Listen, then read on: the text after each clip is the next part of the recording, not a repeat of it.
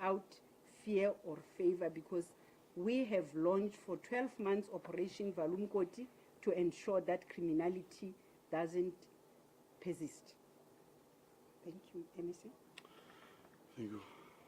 Thank you, General. I think we can start with Peter.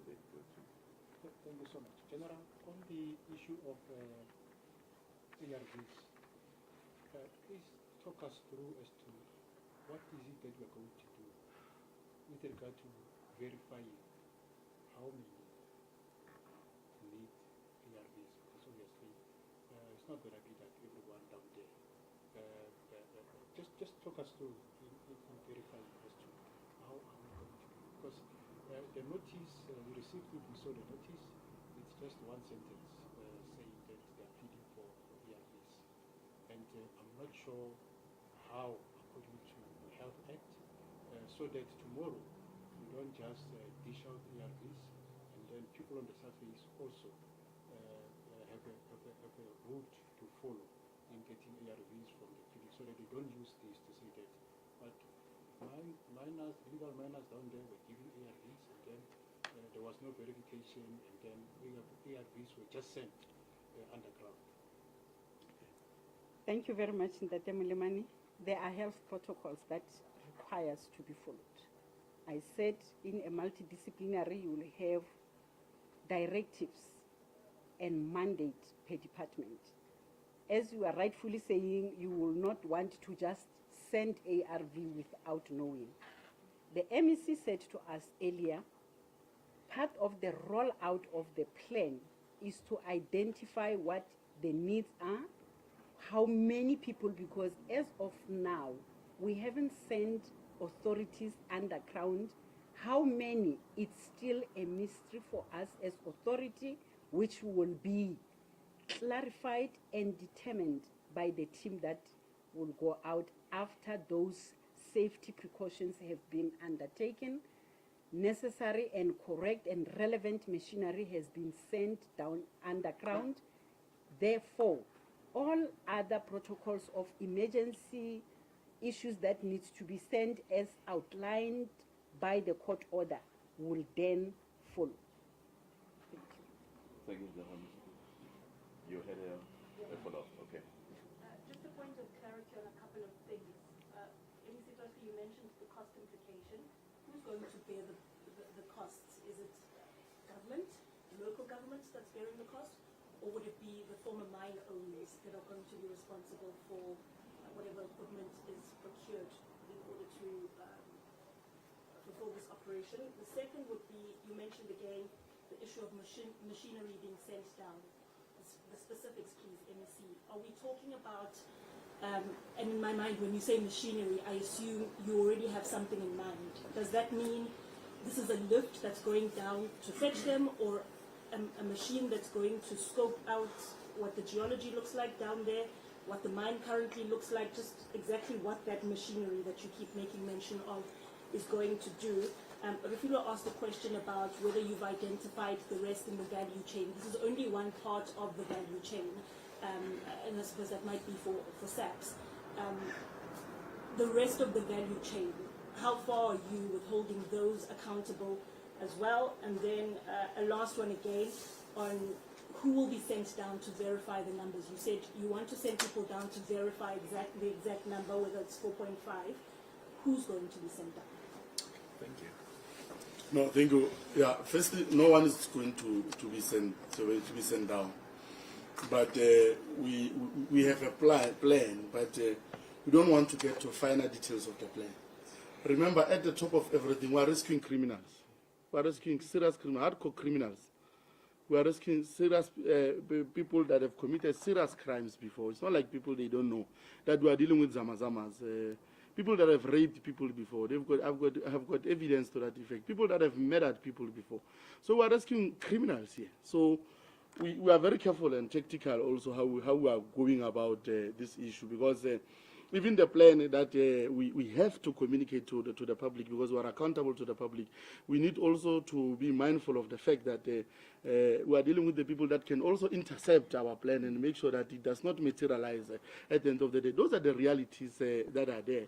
But no one is going to be sent. But we've got systems that we are going to use for us to verify the number that is there, which will inform the plan. Of course, the machine that will be sent, it will be a lift that must be able to lift them up. It is as simple as that. And where we are going to get the money, what is key is that the government has committed to get that amount of money. If it means the local must come on board, the DMRE must come on board, Department of Police must come on board, we'll see. At the end of the day, it's one government that is working hand in glove from all the three spheres. Thank you. Okay, I note your hand. Any other hand? Again, just to reiterate my colleagues' questions, MEC in general, do you have any clarity on who may be behind the illegal miners going underground? It's just sporadic, informal, I suppose, pop-up groups, or is there somebody larger behind what's going on here? Okay. Thank you, MEC. Okay. I think I want to... Sorry, General. okay. Maybe before you do, are there any more hands, colleagues? Shall we take this as the last one? Thank you. Okay. I think this question is coming twice, and my apology that it was not responded to earlier on the high flyers or the kingpins behind the illegal mining. We said we are looking at this operation in twofold: to look at your basic criminality that we can pick up at ground level or in the periphery. We are also looking at level 4 to level 5 of organized crime criminal value chain. And we have, in recent days, released the statement on the success that we have made on the kingpins. There is a case in Paris that was concluded where we have attachment preservation orders, where even issues to attach some of the assets that were found to be involved. So yes, we are not only looking at the people that are now being used, that are workers. We are also looking at level 4 to level 5 of this criminal value chain to make sure that we are not going to have the repeat of the same, because we all know it is an open intelligence that if we arrest others, they will recruit others and send them to continue with this particular illegal mining. So the intention is to close the whole value chain. Hence, we are taking it in this twofold of looking at your level 1 to level 3 of the criminal value chain, also looking at beyond these people that are found to be the workers or that are being used for illegal mining. What then lies behind the closed doors? Who are the kingpins? Who are the people that are actually benefiting from the whole value chain? Therefore, we have tasked, or the manner in which we are undertaking our operations in that pyramid is also to, while we are working on what we are finding on surface, to also have deploy our intelligence so that we can get to the level 4 and level 5 of organized crime. So yes, organized crime is very much on our plan to make sure that we seal everything. How long it will take us, we do not know, because this issue of illegal mining is very big. And the issue of the plan, I think from time to time, MEC, we have been requested to get to deeper details of the plan. You cannot plan and you talk your plan out. That plan will be intercepted, as you are saying, and that is not how we operate.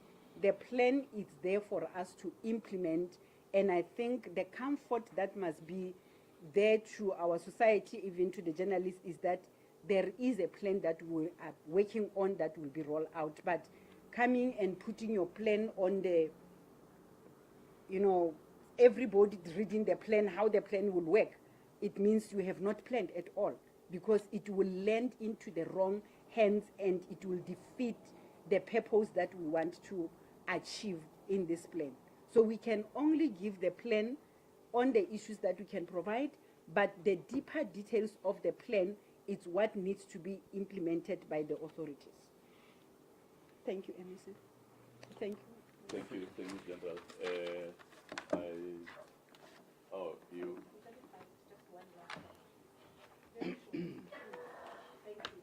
I haven't said yes, but nonetheless, go ahead. I apologize. Sorry. Okay, sure. This is obviously only a short-term solution. The longer-term solution is what? Once you've retrieved all, say, 4,500 of the illegal miners that are underground, what measures are then put in place to mitigate them returning the next day? How sustainable is it to keep police on site? You take them out. What do you then do to seal the hole immediately to prevent them returning in a day or two or a week or so? No, thank you. Look, the minister was very clear. And of course, linked to this issue, there's a quest by the people, of course, to mine. But the minister have indicated that we're living in a constitutional country. There are measures that can be put in place wherein we can be able to bring all stakeholders in one roof for us to come and discuss. The Department of Minerals and Energy must be able to come forth. But that is a process that will unfold so that people can be given the rights to mine legally so. But over and above that, there are mines that assessments have been made that these mines, people cannot mine beyond these points. There's a process of Department of Mineral and Energy where the mine can be permanently closed. I know some of our mines are placed into that process where it is also a permanent solution to can be able to deal with the problem. But that will also go hand in glove with the legalization of the process of mining where the people will be included. It's what the minister have indicated. And commitment on part of government is there to make sure we bring everyone on board to see the aspects of us allowing the people to mine within confinements and ambits of the law. But where the risk is too high for people to can continue, as you all know, that this illegal mining, it also affects the environment where the community stays, which puts the people, the life of our people in danger. We can't allow mining in such environment. There should be permanent closure of the mine, which has happened in other areas where the Department of DMR is on board to also see to it that there can be a permanent closure to such mines. Thanks, MEC. I think this brings us to a close, but maybe just before we leave MEC and General, there are questions that we received that I would wish the MEC and General to respond to before we leave. The first one is, what are your plans with the remaining illegal miners underground? Is there an estimate as to how many are underground? Maybe I could give MEC and General Musigiri to answer that one before we go to the second one. Yeah, I think we have answered it almost well answered. Okay, yeah. All right. The second one is, what are some of the hurdles that South Africa faces in dealing with mushrooming of illegal miners?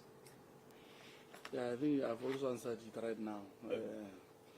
Of course, like I've indicated, that there's a plan on the part of government to also see to it that how best can they assist people to can mine, because of course there are criminal activities linked to this, and then on the other hand there's a quest by the people to mine. Like we have met with the community representatives, they've raised that to the minister. Those are not criminals, those are community members that came to government, because we are government of the people. They came to government and engaged the minister of police on Friday. That, minister, we've got a quest to mine, please assist us. Those ones will be considered because they are not criminals. But criminals are criminals, they will be arrested. It's one other thing before we end this press conference that I want to emphasize, that people must not have selective amnesia. We are dealing with criminals here. Not so long ago in Gauteng, they raped the young girls when they were shooting music video. People that are cruel. In Kagiso, they raped a father, a son, and a mother. A father committed suicide because he was affected psychologically. Now, people must not shift the attention of government on outrooting criminals in our society. Not so long ago, here in Kanana, I remember it was my first week in office. I came to a tavern. They killed 15 people. I was there. I saw families crying to me as they miss. So people must not shift their attention. We are going to deal with the Zamazamas. We are not backing down. Thank you very much. Thank you, Mr. Thank you. Thanks, colleagues. Thanks, MEC. Thanks, General Lasaneng, General Musikiri. Thanks again. And there's a social media post of the miners saying we are going to continue unabated. The We media will briefing is continue officially unabated as well.